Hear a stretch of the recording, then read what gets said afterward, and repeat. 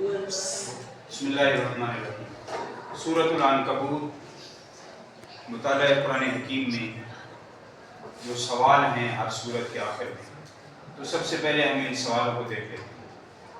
سورۃ العنکبوت کے پہلے رکوع میں اللہ تعالیٰ نے والدین کے متعلق کیا ہدایت ارشاد ہے؟ تو وَوَصَّيْنَا الْإِنسَانَ بِوَالِدَيْهِ حُسْنًا، اللہ تعالیٰ نے والدین کے بارے میں حسن سلوک کا حکم دیا، اور پھر ارشاد فرمایا کہ اگر وہ تمہیں اللہ کے ساتھ شرک کا حکم دے تو ان کا کہا نہ مانو، یعنی ہر حال میں ہم ان کے ساتھ حسن سلوک کریں گے۔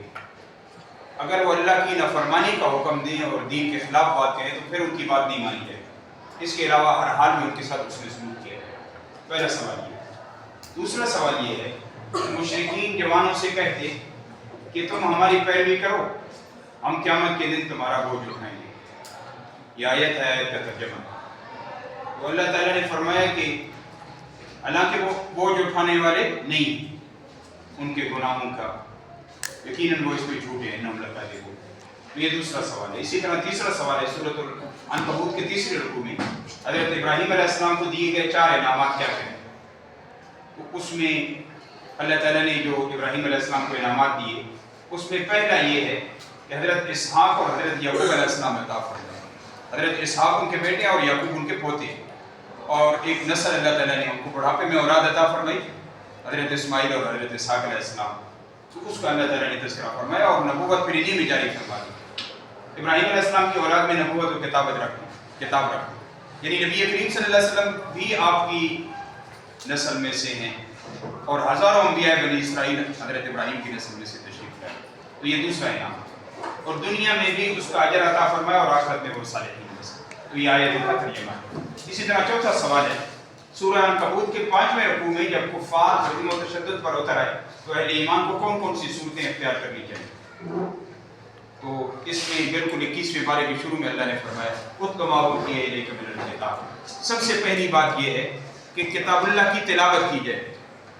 دوسری بات یہ ہے کہ وَأَقِمِ الصَّلَاةَ إِنَّ الصَّلَاةَ تَنْہَىٰ عَنِ الْفَحْشَاءِ وَالْمُنکَرِ، نماز قائم کرے، نماز جو ہے برائیوں سے انسان کو روکتی ہے۔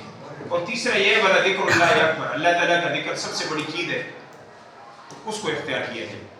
اب یہ ہے کہ جتنا ظلم ہے اس سے مرہم رکھنے کے لیے اللہ تعالیٰ نے یہ احکام دیے۔ اور 5واں سوال ہے کہ اللہ تعالیٰ کے راستوں میں کو پانے کا یقینی ذریعہ کیا ہے؟ وَالَّذِينَ جَاهَدُوا فِينَا لَنَهْدِيَنَّهُمْ سُبُلَنَا، اللہ تعالیٰ نے فرمایا کہ جن لوگوں نے ہمارے راستے کے لیے جدوجہد کی اور مشقتیں اٹھائیں اور اخلاص کے ساتھ چلتے رہے تو ہم ان کے لیے ہدایت کے راستے کھول دیں گے۔ تو یہ 4 اس میں سوال ہیں۔ ویسے سورہ عنکبوت جو ہے یہ 590 میں نازل ہوئی، جب مسلمانوں پہ اور آپ صلی اللہ علیہ وسلم پہ عرصہ حیات تنگ تھا۔ حضرت یاسر اور حضرت سمیہ ان کو شہید کر دیا گیا، حضرت خباب کو انگاروں پہ لٹایا گیا، حضرت بلال کو گھسیٹا گیا مکہ کی گلیوں میں، مختلف جو شدائد اور مصائب تھے وہ آ رہے تھے۔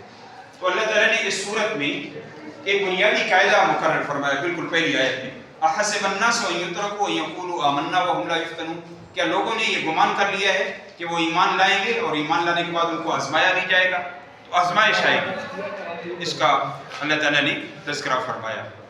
اور پھر فرمایا کہ جو اللہ کے راستے کی جدوجہد کرے گا اس نے اپنا نفع اٹھایا، اس سے اللہ تعالیٰ کو کوئی فائدہ نہیں پہنچے گا، بلکہ یہ اس کو اپنی ذاتی اس کا فائدہ ہے۔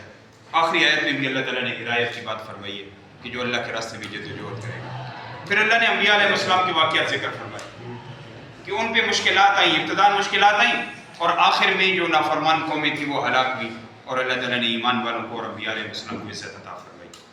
وَلَقَدْ أَرْسَلْنَا نُوحًا إِلَىٰ قَوْمِهِ فَلَبِثَ فِيهِمْ أَلْفَ سَنَةٍ إِلَّا 50 عَامًا، 950 سال ابراہیم علیہ السلام نے اللہ کی طرف انسانوں کو بلایا، لیکن پھر آخر میں کیا ہوا کہ جو ان کے مخالفین تھے ان کو اللہ تعالیٰ نے غرق کیا، اور اللہ تعالیٰ نے ایمان والوں کو نجات دی۔ یہ مختلف واقعات ذکر فرمائے، اور پھر یہ آخری رکوع میں بھی اللہ تعالیٰ نے اس کو بیان فرمایا کہ دنیا کی حقیقت کیا ہے۔ پھر قرآن مقدس کے بارے میں فرمایا کہ بل هو آیات بینات فی صدور الذین اوتوا العلم، یہ وہ آیات ہیں جو اہل علم کے سینوں میں موجود ہیں۔ تو پہلی کتابیں وہ کتابوں کے اندر تھیں، اور یہ قرآن جو ہے یہ سینوں میں بھی موجود ہے۔